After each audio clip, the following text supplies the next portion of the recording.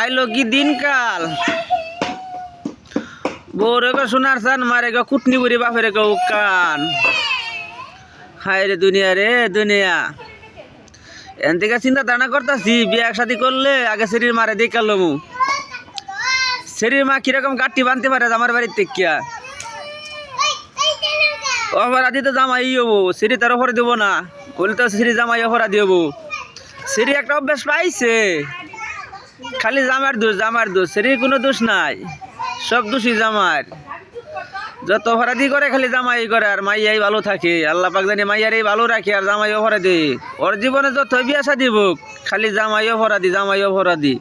কারণ ওর চরিত্র ভালো ওইও ভালো